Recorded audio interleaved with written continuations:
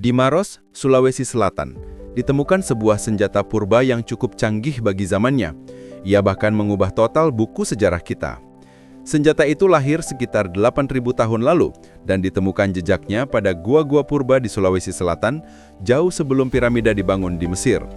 Bentuknya kecil, hanya berupa batu segitiga bergerigi tajam. Tapi inilah bukti kecerdasan luar biasa dari nenek moyang kita.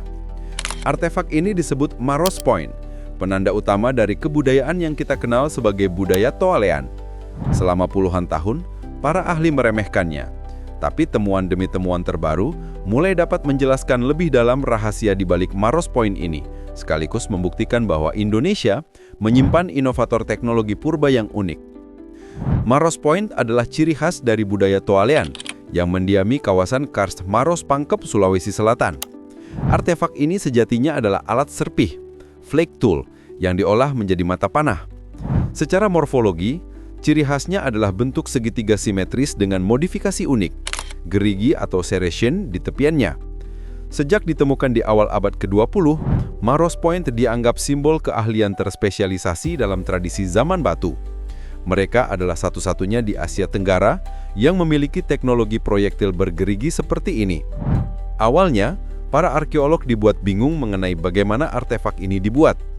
Ada yang dibuat sederhana dengan memanfaatkan serpih batu, tapi yang paling canggih dibuat dengan teknik pressure flaking, yaitu menekan batu dengan alat lain untuk membentuk tepi yang sangat simetris dan tajam. Bahan bakunya, sebagian besar menggunakan rijang atau chert, bahan yang cukup banyak dijumpai di kawasan Kars Maros Pangkep. Ini bagian yang paling menarik. Selama bertahun-tahun, teori dominan yang didukung oleh ahli seperti Peter Bellwood berasumsi bahwa Maros Point itu artefak yang tergolong muda. Mereka yakin senjata ini baru muncul sekitar 4.000 tahun lalu, berbarengan atau setelah kedatangan populasi Neolitik Austronesia yang membawa tembikar. Logikanya, teknologi canggih pasti datang bersama para pendatang. Tapi, penelitian di situs Leang Jari di Maros membuktikan sebaliknya. Penanggalan absolut terbaru mengguncangkan dunia arkeologi. Bukti stratigrafi menunjukkan bahwa teknologi Maros Point tertua ternyata berumur sekitar 8.000 tahun yang lalu. Ini gila, artinya Maros Point sudah diproduksi di periode pre-Neolitik, ribuan tahun sebelum migrasi besar Austronesia yang diperkirakan tiba sekitar 3.500 tahun lalu.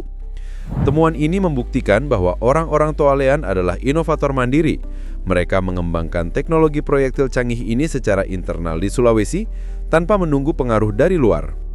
Sekarang kita kembali ke gerigi misterius itu. Jadi apa fungsinya? Para ahli memiliki dua hipotesis. Pertama, gerigi berfungsi sebagai duri atau barb agar anak panah tidak mudah lepas setelah menancap kepada target.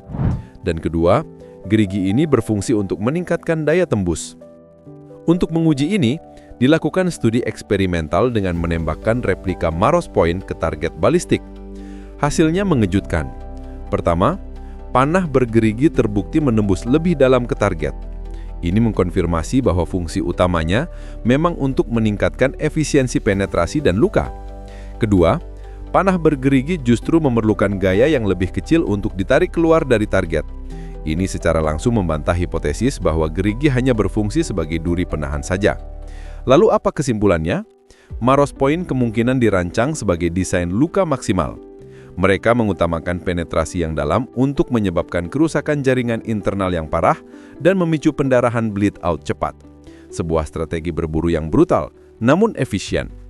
Jadi Maros Point bukan sekedar batu bergerigi. Ia adalah bukti material dari populasi pemburu pengumpul yang sudah berakar kuat di Sulawesi, mandiri, dan secara teknologi sangat maju 8.000 tahun yang lalu. Kisah mereka menunjukkan bahwa inovasi bisa lahir dari mana saja. Apa pendapat Anda tentang senjata canggih dari masa pre-Neolitik ini? Tulis komentar Anda di bawah. Jangan lupa like video ini dan subscribe channel kami untuk memecahkan misteri sejarah Indonesia lainnya.